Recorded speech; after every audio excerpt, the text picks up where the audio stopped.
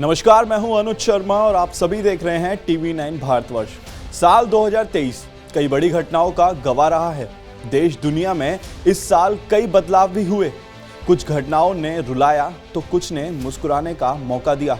कुछ गौरव के पल भी आए। आइए नजर डालते हैं साल की बड़ी घटनाओं पर।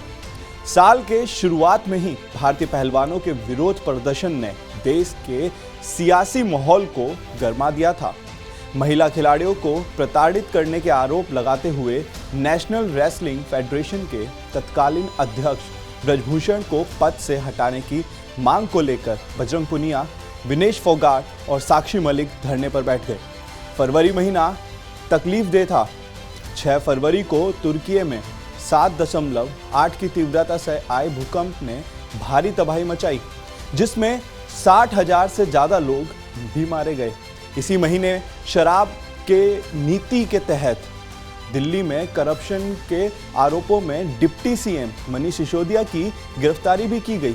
मार्च की शुरुआत में आए 3 राज्यों के विधानसभा चुनाव में बीजेपी गठबंधन ने त्रिपुरा और नागालैंड में अपनी सरकार बनाए रखी, जबकि मेघालय में दोबारा नेशनल पीपल्स पार्टी की सरकार बनी। इसी महीने आपराधिक मानहानि के मामले में सजा मिलने पर राहुल गांधी की लोकसभा की सदस्यता रद्द कर दी गई, जिस पर बाद में सुप्रीम कोर्ट ने स्टे भी लगा दिया। चलिए अब जानते हैं अप्रैल की बात। अप्रैल में प्रयागराज में बाहुबली अतीक अहमद और उसके भाई अशरफ को 3 युवकों ने गोली मारकर हत्या कर दी। इसी बीच पंजाब में खालिस्तानी आंदोलन को हवा दे रहे अमृतपाल की गिरफ्तारी भी की गई। इसी महीने में चीन को पीछे छोड़ते हुए भारत विश्व का सबसे ज्यादा जनसंख्या वाला देश भी बना। मई कांग्रेस के लिए राहत लेकर आई। इस महीने कर्नाटक विधानसभा चुनाव में कांग्रेस ने बीजेपी को सत्ता से बेदखल कर दिया। तो इसी महीने के अंत में देश को नया संसद भवन भी मिला। मई में ही मणिपुर में हुई हिंसा में 180 से ज्यादा लोगों की जान चली गई। जून महीना भी तकलीफ दे रहा। 2 जून को ओडिशा में हुए ट्रेन हादसे में करीब 300 लोगों की मौत हो गई।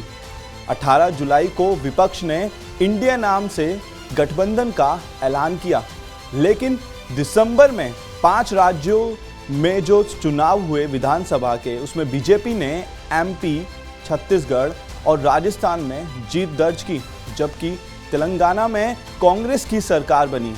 इस बीच भारत ने चांद पर कदम रखा और G20 शिखर सम्मेलन की मेजबानी की।